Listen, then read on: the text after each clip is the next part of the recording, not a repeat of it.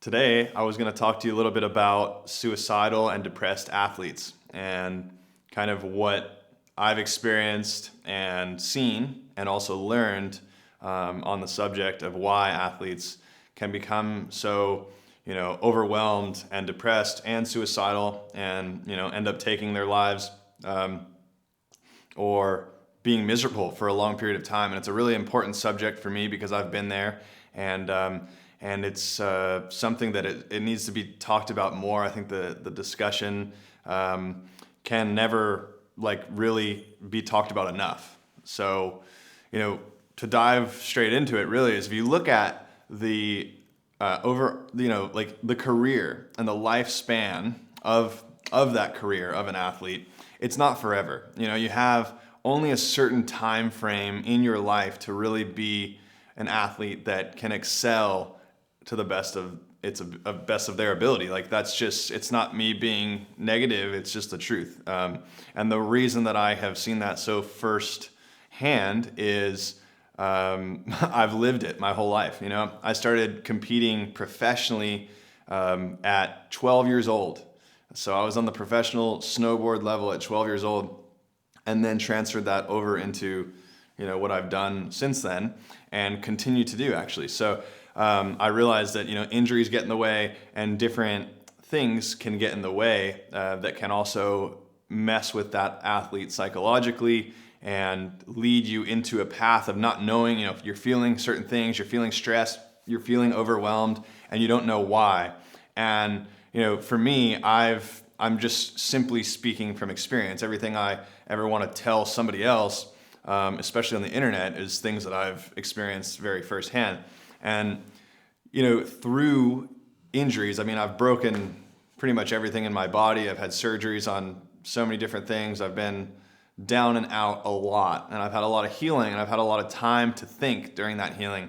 And it can be a double-edged sword in a lot of ways, because if you can take that time and think about, why are you so bummed out? Why are oh, my life, it's miserable. I'm hurt. I'm in pain. Why is this me? Or the approach. You have two ways to look at it. The other way is, okay, what can I learn from this, and how can I best utilize this time in my life to benefit from and help others benefit from. So, all the time, reconstructive, ankle surgeries, different hands, legs, arms, you name it. I've had my share of it all. And at first, especially with younger injuries, I didn't really know how to spend my time during those injuries. And I think basically you're either growing or you're dying, and it's a weird term to say, but you're either flourishing or you're going the opposite direction. And so a really important point that I'm getting at, and you're like, where are you going with this? You're kind of ranting, is that, if you are injured or if you are going through something hard, regardless if it's an injury in athletics or not, really utilize, okay, if you have this free time, let's say you're on the couch or let's say you're healing, what are you doing with that time? Are you spending it just, gossiping and looking at, news that's probably not that good for you? Or are you learning things that could benefit you and benefit others? And the way that, at a young age, I didn't really have that knowledge, but then I basically hit a point where I was like, I can't feel this way anymore. I've been through the ringer so hard that I literally cannot go on like this. And I don't know if I'll go into details now in a later video, later on in the story, but I guess one of the injuries that really got me good was my ankle. I broke my ankle. I actually broke it for the first time when I was 15. Never did anything about it, just let it heal. Never even got x-rays, nothing. And then I re-broke it again when I was 17, and then re-broke it again when I was 8. And then finally I'm like, I can barely move my ankle. Even going on a run, I would just go on a run, and I would come back, and for 3-4 days my ankle was the size of a football. And I'm just like, this can't be good. So anyways, one thing led to another, and I really heard it break. That was maybe when I was 19.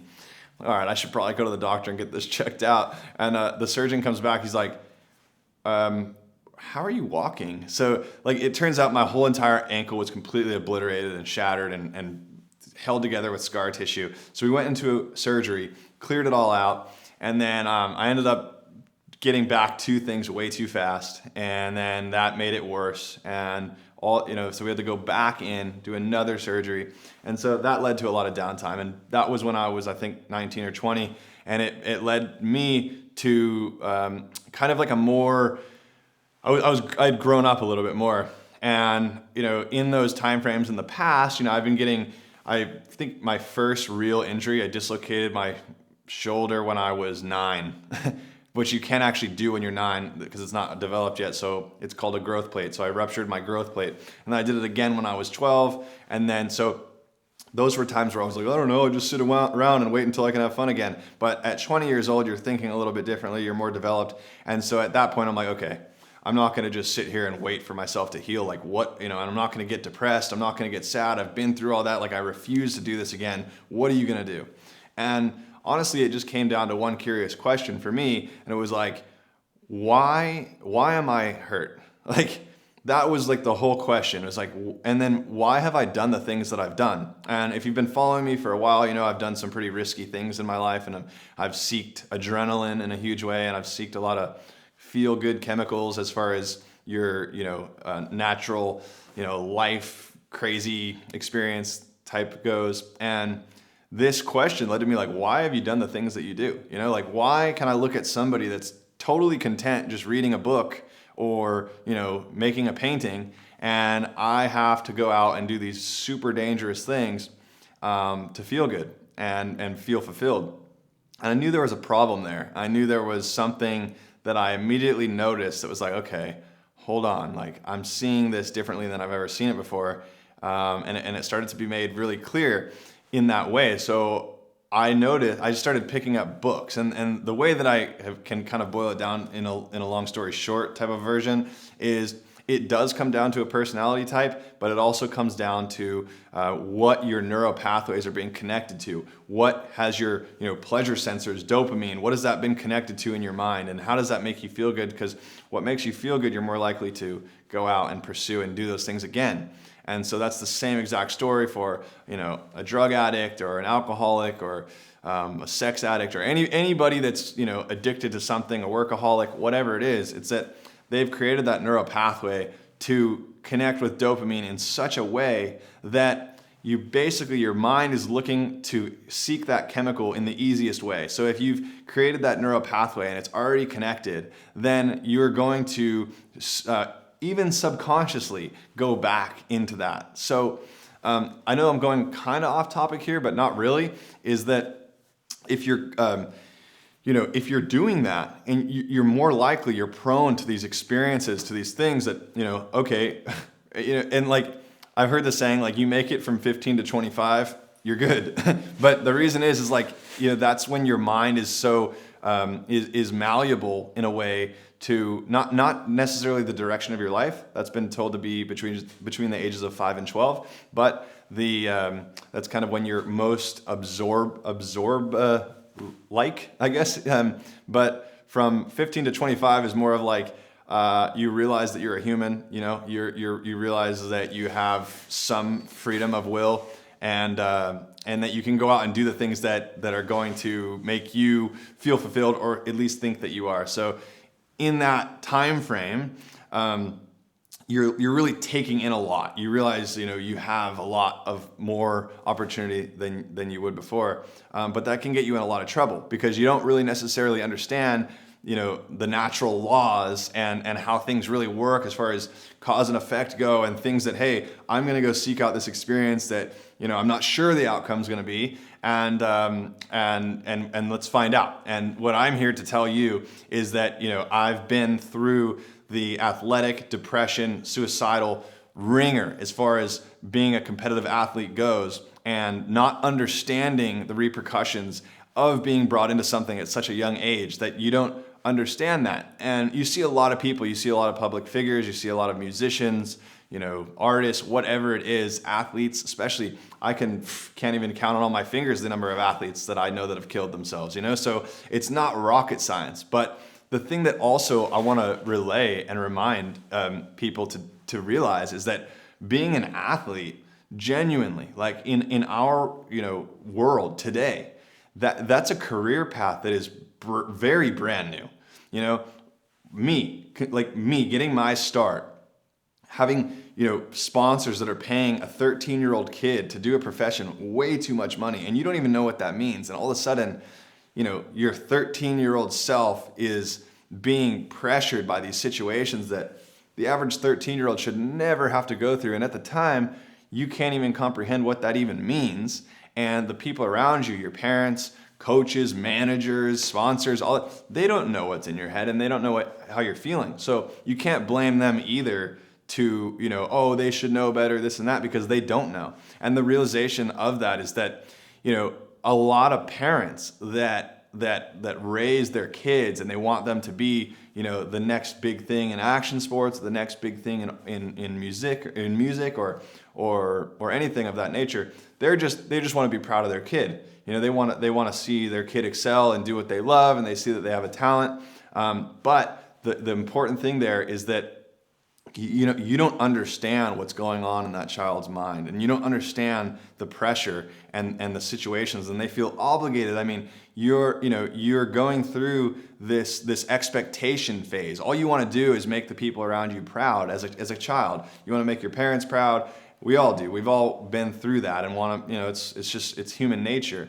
But at the same time, you got to be very aware of what's going on in that to not put too much pressure on that, because it will come out later on in life. It will explode in ways that you would never want to even imagine have happened. And the reason that I'm telling you that now is because I've experienced it myself. I've experienced it through others, through close friends, and it could take 10, 15, 20 years to manifest. But if you look at so many different situations where, even if it's a movie star or a young musician or a young athlete, I can think of so many people off the right now. It's like they had success young, and then they just, later on in life, some stuff went down that really put them in a bad way. And you're like, well, why does that happen? It's not random. It's not complete coincidence that, these people that really worked hard and had a lot of pressure on them at a young age exploded later on in life. And I'm very lucky to be able to even sit here and talk about this, because my path has been so brutal and so gnarly in that way that I've had to figure that out for myself. And it was a blessing, but it was also a decision to say, hey, I'm healing here. I'm broken. I'm gonna pick up psychology books. I'm gonna pick up different books that I'm curious about in certain ways, that I want to understand how things really work as far as the human brain mechanisms go, as far as, our research has gone thus far as humans, but we still have, barely any knowledge as far as what's possible to know. But there's a pretty general consensus of cause and effect here, especially with athletes, and especially with, I can tell you the Olympic athletes that have shot themselves in the face. I can tell you people that I know that have hung themselves and taken a whole bottle of pills and chugged it down and never to wake up again. Like, that is very real. I know that person was there and now they're gone. And that's happened time and time again in so many different ways, that it's not like, oh, wait, what? Like, it's a complete coincidence. No, it's not. It's not. And that needs to be guarded against. That needs to be talked about, and that needs to be understood in such a way that, these people, these kids, I'm speaking firsthand. You can hear how passionate I am on this subject, is because I've lived it. I've been there. I know that feeling. And a lot of people don't know why they're having that feeling. Why are they feeling this way? And it's because you can only sustainably go on so long with having certain pressure, certain expectations of yourself. Look at the reality of an Olympics. That's why I'm wearing this shirt. It's like, it fits the video. But look at that pressure, okay? There are hundreds and hundreds and hundreds of people, if not thousands of people, all around the world pursuing that Olympic dream. And let's say in one discipline, in one category, how many people get gold? A gold medal? One person out of all those thousands, which means the thousands of others that didn't win are considering themselves a loser in a lot of ways. Maybe, sure, you went to the Olympics, you did this, you did that, and it was great. But let's say that there's that one guy that won, or the one girl that won. Everyone else does have a certain bit of letdown. So especially, and you can talk to any Olympic gold medalist. Like, I know so many Olympic gold medalists, and they'll tell you that it didn't long-term make them any happier. And I'm not trying to like take down somebody's dreams of that, but you got to understand the reality of like, hey, this is a game that I'm playing, this is a contest I'm playing, and it does have repercussions psychologically and physically. And so what are the repercussions that I'm willing to deal with, but also what are the repercussions that I'm not aware of, that I should be aware of, that I should understand, hey, it's okay that I'm feeling this way. It's okay that I'm feeling down on myself. Because, of course, discontentment brings us growth. We're like, oh, we didn't like that we lost that event. Well, I'm gonna try better next time. But what I'm telling you, look at the long term, especially kids that I hope watch this video, maybe from the ages of 10 to 20, if not older or younger, is look at life longer term, because your athletic career is not going to last till you're 50. Like, maybe, yeah, sure, you go into triathlons and different things, absolutely. But your action sports physical peak will not ever, go more than 20 to 25 years at max. And that's not me being pessimistic, it's just me being real. There's physical limitations that happen that are not going to keep you in your prime forever.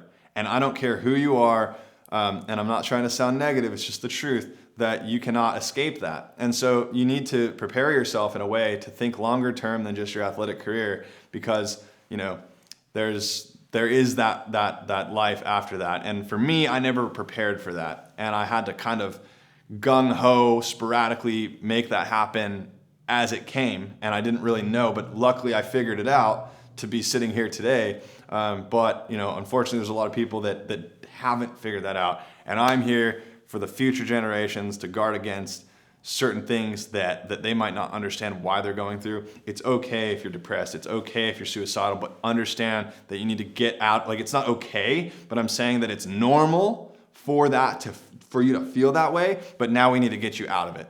Because the reason that I say it's normal, I'm not saying, no, it's absolutely not normal, but it's normal to have that be coming at you from the repercussions of what you've decided to do as a career path. So I'm not saying, like I said, it's not okay, but if you're feeling that way, it's not normal. It's common amongst athletes, and now is the way for you to find help and go about it in a way that's going to ultimately leave you satisfied, to continue your life and make the most of it in that way. So there's going to be more on this in the future. I'm going to be talking a lot more about this because I'm passionate about this. I'll be making more videos on this, where I'll maybe go into a little bit more detail, or just kind of scratching the surface upon this topic. But just know that you're supported, you're loved, the people around you love you, and life goes on. So make the most of it, and we'll talk to you soon. Much love.